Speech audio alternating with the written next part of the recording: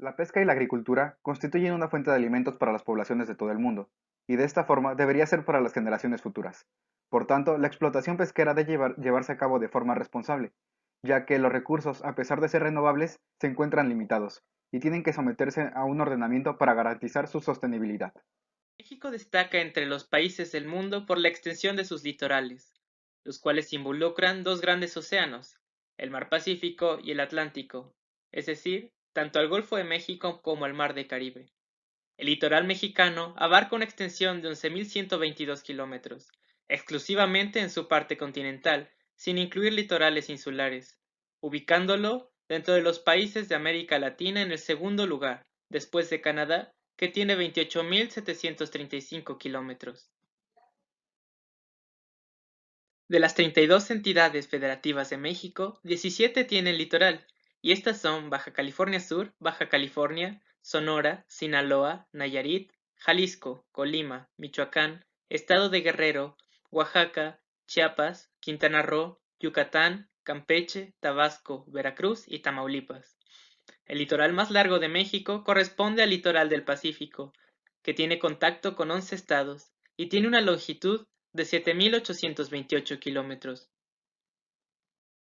La línea de la costa del Pacífico tiene como principal característica la península de California, que crea un largo entrante de 1.200 kilómetros de longitud, el Golfo de California o Mar de Cortés, abrigado de las corrientes oceánicas directas. En este largo litoral se dan toda clase de costas, desde las rocosas y escarpadas con altos acantilados, pasando por las zonas llanas con extensas y arenosas playas, hasta las llanuras mareales con bailosos ecosistemas, como en este caso son los manglares. Los manglares están presentes en los 17 estados de la República que tienen litoral, y tienen una cobertura de 770.057 hectáreas. El estado de Campeche posee la mayor superficie de manglar del país, con 175.614 hectáreas, y la menor Baja California, con 28 hectáreas. Guerrero es el único estado con manglares sin un esquema de protección a nivel federal. Lamentablemente, en México se pesca a ciegas. Quienes viven de esta actividad lo hacen sin tener datos actualizados sobre cuáles especies están en peligro por la sobreexplotación. Esto, además de provocar severos daños en el medio ambiente, propiciará la desaparición de varias especies y pérdidas enormes económicas para el sector. Los manglares son una formación vegetal leñosa, densa, arbórea o arbustiva de 1 a 30 metros de altura, compuesta de una o varias especies de mangle y con poca presencia de especies herbáceas y enredaderas. Rhizophora mangle o mangle colorado es un mangle que habita en las costas del Océano Pacífico en forma continua. Crece en ambientes de continuo movimiento de agua y salinidad variable. Tiene una importancia ecológica ya que se trata de una especie halófita facultativa y aun cuando presenta una amplia distribución y abundancia en el país, puede considerarse una especie rara debido a la distribución restringida de su hábitat. La Guncularia racemosa o mangle blanco crece en una variedad de condiciones en altitudes de 0 a 15 metros sobre el nivel del mar. En México habita en ambas costas, desde Tamaulipas a Yucatán por el lado del Golfo y desde Baja California y Sonora hasta Chiapas por el Océano Pacífico. Es de los únicos mangles que pueden propagarse vegetativamente, por lo que se usa para cercas vivas. Cumple con varios servicios como son filtración de aguas residuales, protección de la línea de costa, captura de carbono, fijación de nitrógeno y autopreservación del ecosistema. De las 4 especies de manglares es el que alcanza mayor nivel de fijación de metales pesados. Avicennia geminans o mangle prieto ayuda al desarrollo de una red alimenticia compleja que incluye muchas especies de peces, moluscos y crustáceos comercialmente importantes. Las raíces funcionan como filtros naturales de absorción de metales pesados, los cuales se fijan en el follaje. Este mangle se considera como un estabilizador de suelo. Por último, el manglar Conocarpus erectus o manglar botoncillo es una especie poco descrita en México. Su función dentro del ecosistema aún no es bien comprendida. Ahora hablaremos de algunas especies explotadas reportadas en peligro de extinción en el 2019. El manatí aumentó su tasa de mortandad debido a 3 factores: la contaminación de aguas, el calor y el crecimiento de algas. Actualmente en Quintana Roo se encuentra Xel-Há, un parque ecoturístico que sirve de hogar para ejemplares rescatados. En Tabasco, la totoaba es una especie que también pertenece a la zona del Golfo. Este pez causó intervención de las autoridades porque se descubrió un tráfico masivo de su vejiga por el crimen organizado mexicano a grupos delictivos asiáticos.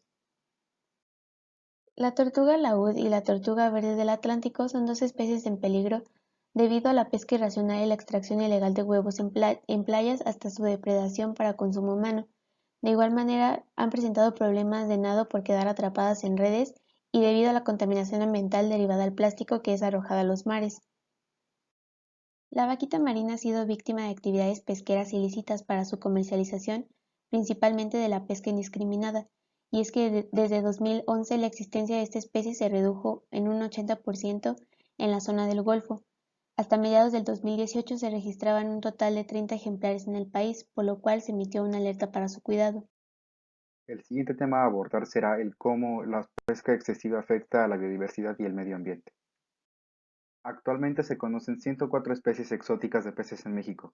Entre los que se encuentran afectados por la sobreexplotación se encuentran carpas, cíclidos, sardinas, peces diablo, arenques y el pez león. Las dos especies exóticas más amenazadas en México tienen como fin el consumo humano, y estas son la carpa común y la trucha arcoíris. Ahora en las especies más amenazadas, pero ahora nativas de México, entre las más destacadas se encuentran las tenguayacas y los charales. Bien, ahora hablaremos de los periodos de vedas y algunas especificaciones. Para empezar, las vedas son temporadas del año donde se prohíbe la pesca de algunas especies, esto con la finalidad de darles tiempo para reproducirse. Las vedas se dividen en zonas y temporadas, dando a cada zona una temporada específica del año donde la pesca de algún animal estará prohibida. Primero que nada, es importante saber que la norma encargada de determinar estas zonas y épocas de veda es la NOM 009 de la Secretaría de Agricultura, Ganadería, Desarrollo Rural, Pesca y Alimentación. La primera veda de la que se hablará es la de los ostiones. Cuenta con 4 zonas, estando generalmente prohibida su pesca de julio a noviembre y en Tabasco de abril a mayo y de septiembre a octubre. El pulpo, por su lado, cuenta con 3 zonas de veda, donde está prohibido cazarse casi en general de agosto a noviembre y en Campeche, Yucatán y Quintana Roo de diciembre a julio. En el caso de la langosta se cuenta con solo 2 zonas, siendo para el litoral del Océano Pacífico de julio a octubre y en el Golfo de México de marzo a junio.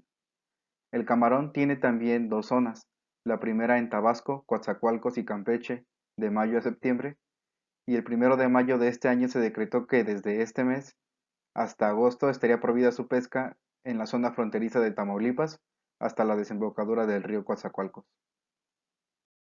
Y por último, en el caso del abulón se tienen 2 zonas, siendo la primera en Ensenada de julio a noviembre y la segunda en Baja California de agosto a diciembre.